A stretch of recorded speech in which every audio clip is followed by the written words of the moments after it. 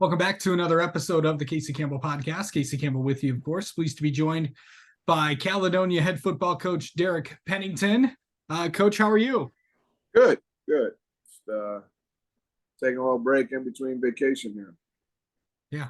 So I know that this is kind of a week where not a lot's going on and all that stuff with obviously no team practices this week. Obviously they'll all start next week. But of course, how's everyone? How are you guys approaching this week? Because I know there's been a lot of different ways coaches are taking this week.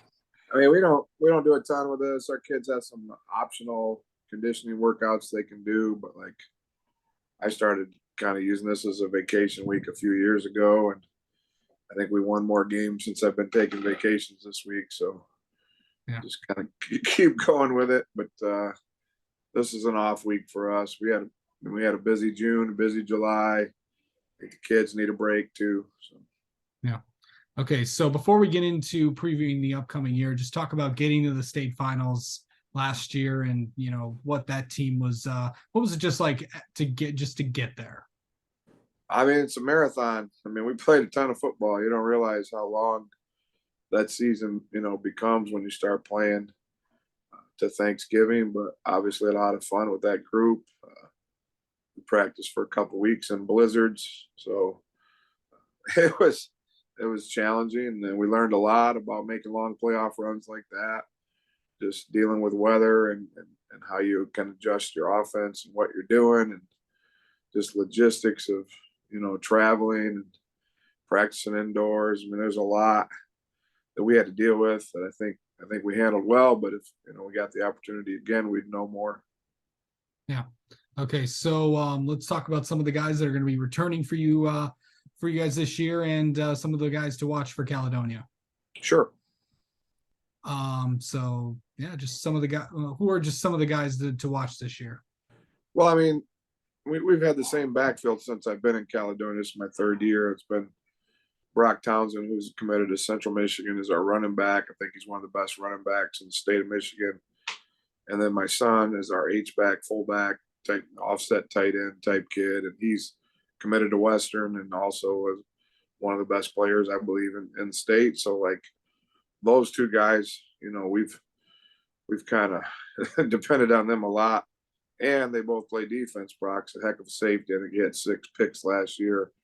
Derek plays linebacker, outside linebacker for us, had I think 18 tackles for loss last year. So, those two guys are our core guys returning, along with Blake Heron, who's a linebacker, inside linebacker for us since his sophomore year. He's a senior.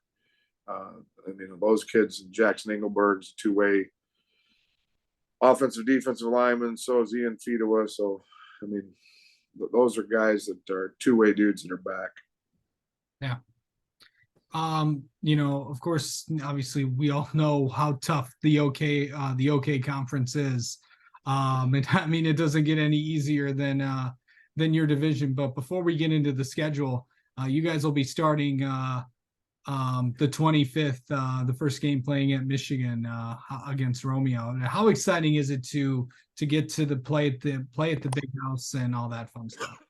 Well, we've never done that, so like it's exciting for our kids, but like again, it's a challenge. You're playing at a 3:30 start, kind of changes all your pregame travel, all that. We're trying to wrap our head around that, but right now we're just trying to be able to figure out how to get 11 guys out there and get a first down and get some dudes out on defense that want to run to the ball. So our kids are super excited about it. Romeo is a really good opponent, and so it's a huge challenge to start the year in a big, on a big stage. Yeah. And of course, obviously, following the schedule with that, of course, that is, of course, Romeo at 3:30 at the big house, September 1st, and the next week, and you'll be home against North Farmington. And then I'll just run through the rest of the schedule as I've been doing with all these coaches. September 8th at Holland West, Ottawa, September 15th at Rockford, September 22nd home against Jenison, September 29th at Hudsonville, October 6th home against Granville, October 13th at East Kentwood, and October 20th to finish out the year at home against Grand Haven. So pretty good schedule. Obviously, it is, I know your division is always pretty tough. So it's what's it like to play, basically all these pretty tough teams like it is the OK Conference? I mean, we feel like, obviously it's the biggest enrollment schools on the west side of the state. It's a very good conference.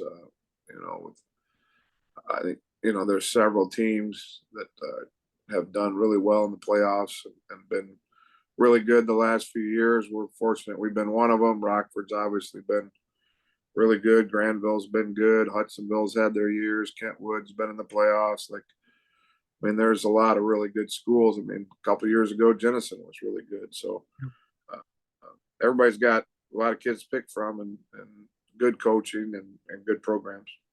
Okay, so what do you feel like that you need to do in the next few weeks, and obviously to get ready for a big game like in 2 weeks against Romeo? I know it's it's a complicated question, but it's also an easy question at the same time.